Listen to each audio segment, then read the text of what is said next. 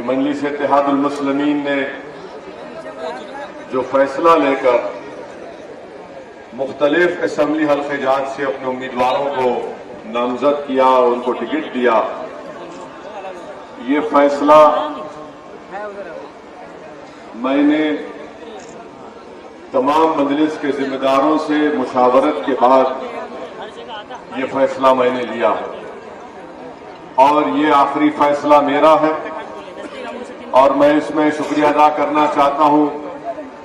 ہمارے حیدرآباد سے تشریف لائے، جو حیدرآباد سے مجلس اتحاد المسلمین کے ابزرور ہیں، جناب ماجد حسین صاحب کا، جناب اختر الایمان صاحب کا، میرے چھوٹے بھائی جناب عادل حسن کا، جنرل سیکرٹری آفتاب صاحب کا بھی آپ کے لیے ہمارے دروازے، دل کے دروازے کھلے ہیں، آپ آ جائیے، میں آپ کو سینے سے لگانے تیار ہوں۔ دوسری اہم بات یہ ہے کہ آپ جانتے ہیں کہ مجلس اتحاد المسلمین نے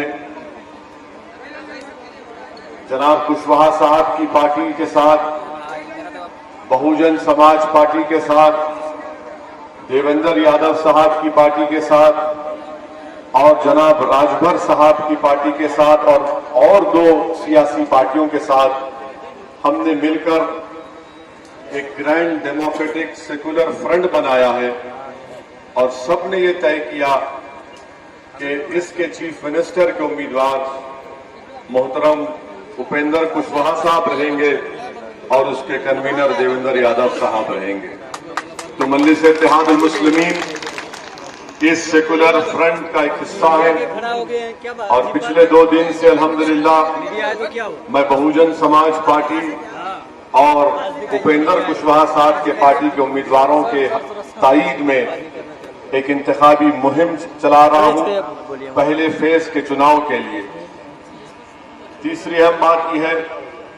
کہ یہ سیمانچل کا حصہ ہے، اور ہماری لڑائی 5 سال پہلے سیمانچل کی انصاف کی لڑائی کا ہم نے آغاز کیا تھا، اور انشاءاللہ تعالی اللہ سبحانہ و تعالی جب تک مجھے اس دنیا میں زندہ رکھے گا، جب تک میری زندگی وفا کرتے رہے گی، میں سیمانچل زندہ باد کے نعرے لگاتا رہوں گا، سیمانچل زندہ باد کے نعرے لگاتا رہوں گا۔ ہم نہ صرف نعرہ بھی لگائیں گے سیمانچل زندہ باد کا، بلکہ سیمانچل کی انصاف کی لڑائی کو لڑتے رہیں گے۔ اور ہم آپ سے وعدہ کر رہے ہیں کہ میں نے آج اپیندر کشواہا صاحب سے بات بھی کی اور ان سے یہ کہا کہ آپ نے جو الیکشن مینیفیسٹو جاری کیا اس میں اس بات کو بھی شامل کر لیا جائے کہ بھارت کے سمویدھان کی دفعہ 371 کے تحت ایک کمیشن بننا چاہیے تاکہ سیمانچل کی انصاف کے لیے جس طرح سے ہمارے ملک میں مختلف حصے، مثال کے طور پر سرزمین دکن میں، گلبرگہ کرناٹکا میں 371 کے تحت ایک کمیشن بنایا گیا، اس میں سہولت یہ ہوتی ہے کہ اس علاقے کو پیسے جو ملتے ہیں وہ علاقہ طے کرتا ہے کہ اس علاقے میں کون سا ترقیاتی وکاس کا ڈیولپمنٹ کا کام کروایا جائے۔ تو کشواہا صاحب نے مجھ سے کہا کہ اویسی صاحب آپ امور جا رہے ہیں، آپ اس بات کا اعلان کر دیجئے کہ ڈیموکریٹک سیکولر الائنس فرنٹ اس بات کے لیے راضی ہے کہ انشاءاللہ تعالی ہم آرٹیکل 371 کے تحت بہار میں سیمانچل کو اس طرح کا موقف دیں گے انشاءاللہ تعالی۔ چوتھی بات یہ ہے کہ ہمارے بھائی شاہ نواز ہمارے درمیان میں ہے، میں میرے دل سے ہمیشہ دعا نکلتی، یہ میں کوئی سیاسی مقصد کے لیے نہیں کہہ رہا ہوں یا آپ کے ووٹ بٹورنے کے لیے کہہ رہا ہوں، بلکہ میں نے جناب شاہ نواز صاحب کے والد مرحوم جناب تسلیم الدین صاحب رحمت اللہ علیہ کو بحیثیت رکن پارلیمان بڑی قریب سے دیکھا ہے، بڑے قریب سے دیکھا ہے، اور میری سیاسی زندگی مختصر ہے، میں نے اپنی مختصر کی سیاسی زندگی میں ایسے قائدین کو کم دیکھا جو اپنے پارٹی کے لوگوں سے کبھی مروب نہیں ہوتے تھے. میں نے تسلیم الدین صاحب کو لالو پرساد یادو سے اس طرح بات کرتے دیکھا کہ وہ برابری کی بات کر رہے تھے, مروب ہو کر, نظروں کو نیچے رکھ کر یا ہاتھ باندھ کر نہیں, بلکہ برابری سے بات کر رہے تھے. میں نے تسلیم الدین صاحب کو جب میں پارلیمنٹ میں گیا تھا 2004 میں, اس کے بعد میں نے دیکھا تو تسلیم صاحب نے کہا کہ بیٹا ایسے ہی ان سے بات کرنے سے ان کے دماغ میں بات بیٹھتی ہے, ورنہ یہ لوگ ہماری عزت نہیں کرتے. مجھے افسوس ہے کہ آر جے ڈی نے ایک گھر میں آگ لگا دی. آر جے ڈی کو یہ کام نہیں کرنا چاہیے تھا, کم سے کم تسلیم الدین صاحب کے گھرانے سے نہیں کرنا چاہیے تھا, جس کو سیمانچل میں آج بھی لوگ سیمانچل کے گاندھی کے نام سے جانتے ہیں. تو اس طرح کا غیر واجبی کام, غیر اخلاقی کام ایک سٹنگ ایم ایل اے کو آپ نے اس کا ٹکٹ کاٹ دیا. آپ کے پارٹی سے کوئی ایم پی کا الیکشن لڑا, عوام نے اس کو ووٹ نہیں دیا, وہ ناکام ہو گئے. مگر میں شاہ نواز صاحب کا دل کی گہرائیوں سے ان کا خیر مقدم کرتا ہوں اور ان سے بھی اپیل کروں گا کہ آپ تسلیم الدین صاحب کے مزاج کو زندہ رکھیے. آپ تسلیم الدین صاحب جیسا بات کرتے تھے, بغیر کسی سے ڈرے, بغیر کسی سے مروب ہوئے, آپ اسی طرح مجھ سے بھی بات کر سکتے ہیں اور آپ کو پورا اختیار اور حق ہے. اور میں ہمارے شاہ نواز صاحب سے جو میرے چھوٹے بھائی ہیں, میں ان کو صرف ایک گزارش کر رہا ہوں کہ میں بھی ایک بڑے سیاسی لیڈر کا بیٹا ہوں اور مجھے اندازہ ہے کہ کتنی بڑی ذمہ داری ہوتی ہے ہم پر کہ لوگ ہمیشہ ہم کو ایک خداور شخصیت سے ان سے تقابل کر کے دیکھتے ہیں کہ یہ باپ کے برابر بن سکتا ہے یا نہیں بن سکتا. میں آپ کو ایک واقعہ بیان کرنا چاہتا ہوں کہ 2008 میں ہمارے مرحوم والد کا انتقال ہوا 10 منٹ کڑے اور اس کے بعد سرزمین تلنگانہ میں ایک علاقہ ہے جہاں سے ہمارے فاروق صاحب آئے عادل آباد سے, یہاں پر کام کر رہے ہیں امور میں. بھینسا ایک علاقہ ہے, وہاں پر ایک فرقہ پرست تنظیم ہے ہندو واہنی کے لوگوں نے ایک گھر میں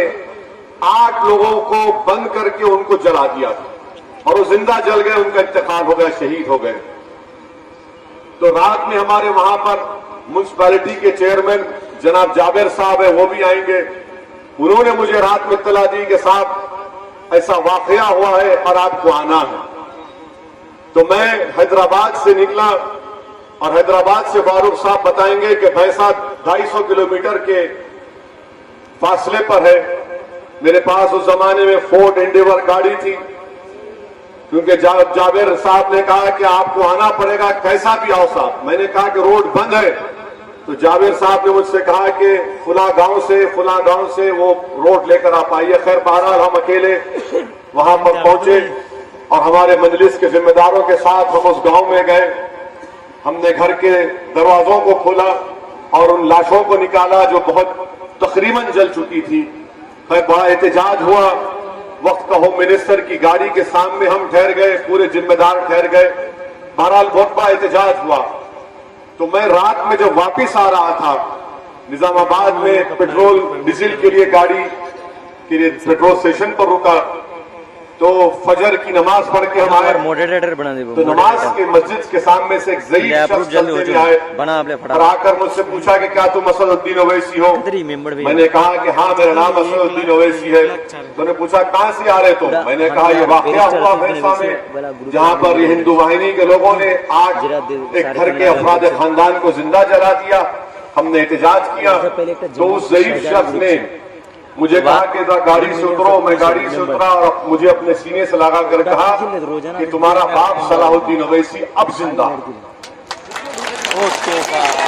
اگر انہوں نے کہا کہ اب تمہارا باپ زندہ ہے, تمہارا باپ نہیں مرا. میں سمجھا نہیں, باپ کے کھونے کا غم ہر اولاد کو رہتا ہے. میں نے کہا کہ چاچا کیا بولنا چاہتے ہیں؟ بولے کہ بیٹا اسی طرح غریب مظلوموں کا ساتھ دو, تمہارا باپ زندہ رہے گا. جس دن تم غریب اور مظلوم کو بھول جاؤ گے تمہارا باپ مر جائے گا. تو شاہنواز صاحب آپ غریبوں کے لیے مظلوموں کے لیے لڑتے رہیے، سیمانچل کے غریبوں کے لیے تسلیم الدین صاحب کا نام اللہ صبح قیامت تک زندہ رکھے گا۔ یہ ایک ضعیف شخص نے مجھے سکھایا، میں ان کو کبھی زندگی میں ملاقات بھی نہیں کیا، نہ کبھی ان کو جانتا ہوں، مگر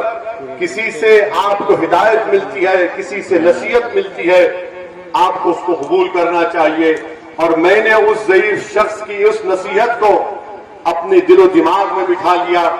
اور میں اپنے باپ کو زندہ رکھنے کے لیے ہر مظلوم کی آواز، ہر مظلوم کے انصاف کے لیے لڑنا میری زندگی کا ایک مقصد آج بن چکا ہے، اور اللہ مجھے جب تک زندہ رکھے گا میں اس مقصد پر عمل کرتا رہوں گا۔